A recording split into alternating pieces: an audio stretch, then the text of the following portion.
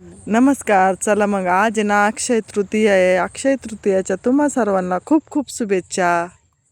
चला मग आमचं आहे ना पिंपळगावला काल कोणीच गेलं नव्हतं करा केळी आणायला. मग आम्ही घरातलीच चरी ठेवलेली करा केळी म्हणून. आणि तसं पण आहे ना माझ्या आजसासू होत्या ना तेव्हा बी असंच ते चरी ठेवायच्या. त्या काही बाजारातून विकत आणत नव्हतं. मग आम्ही तशीच परंपरा पुढे चालू ठेवली आहे. ताईने ना इथे एक करा केळी म्हणून मांडून ठेवलेली. त्यात आंब्याची पानं, आंबे, हळदी कुंकू लावून त्याची पूजा केलेली आहे. बघा मग इथे ना मी पुरणाचा स्वयंपाक बनवलाय. मग आता इथे दीदीने ना नैवेद्य भरून घेतले सर्व. आधी नैवेद्यच बनवले. मग माऊला यांना पण मला नैवेद्य दाखवायचे ना. मी दर सणाला माऊला यांना नैवेद्य दाखवित राहते. माझे बाहेरची कामं पण मी आवरून घेतले. शेण, झाडझूड, धुणं वगैरे, पाणी, परत मग सार, भात, कोरड्या, भजे हे पूर्ण आवरून घेतलं आणि मग शेवट मी पोळ्या करायला बसले. कारण की ना पोळ्या करायला थोडा वेळच लागतो ना पुरणाच्या.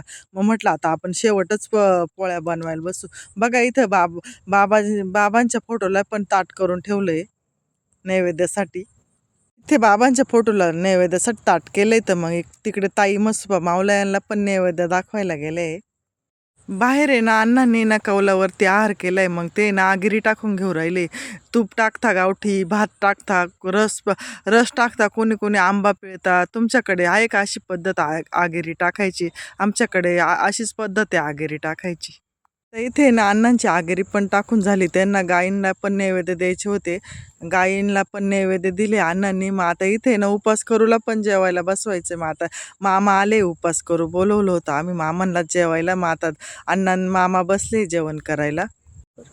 आता इथे सर्वांचे जेवण झाले. आमचं जेवताना काही व्हिडिओ काढायचं लक्षातच नाही राहिलाय.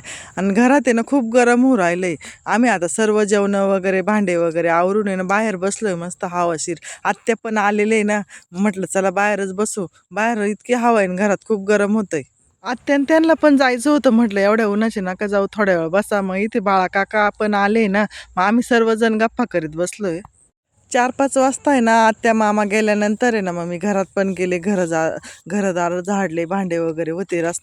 थंडगार रसना केलेली होती दुपारी ना, त्याचे भांडे पण साचलेले होते.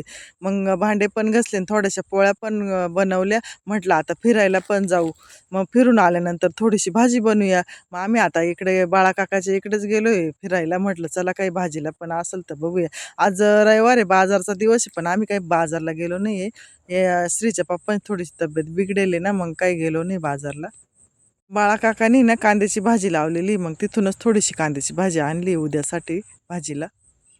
त्यांनी भरपूर भाजीपाला लावलेला आहे, पण आता तो सगळा संपलाय. आता ना कोथिंबीर पण आहे, पण छोटी छोटी कोथिंबीर. पालकची भाजी पण आहे, पण ती पण छोटी आहे. कांद्याची भाजीच थोडी मोठी होती. मग बाळाकाका बोलले की तुम्हाला न्यायची असेल तर कापून न्या. मग आम्ही कापून घेतली आहे भाजी. तशी भाजी घेतली आणि लगेच घराकडे पण निघालोय जाण्यासाठी. पुढे आल्यानंतर आहे ना डाळिंबाचा बाग आहे. तिकडं कैलास भाऊन त्या शांता वहिनी राहता. त्या पण आमच्याकडे नेहमी येतात ना. मग श्री बोलला का चला गेट उघडय, मला पण डाळिंबाचा बाग बघायचा आहे, तर आपण जाऊया. मग आता आम्ही डाळिंबाच्या बागात आलोय. श्री नेहमी डाळिंब खातो, पण त्याने डाळिंबाचं झाड बाग कसा राहतो तो कधीच बघितलं नव्हतं. त्याचं चाललं होतं मम्मी चल ना आपण बघूया. आज आम्ही भरपूर लांब फिरत फिरत आलोय.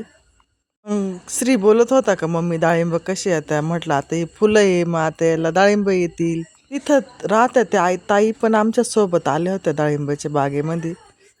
त्यानंतर घरी गेलो, भाजी बिजी बनवली. चला मग असा होता आजचा व्हिडिओ. व्हिडिओ आवडल्यास लाईक करा, शेअर करा. असेच माझे नवनवीन व्हिडिओ बघत राहा. चला मग शुभरात्री, बाय बाय.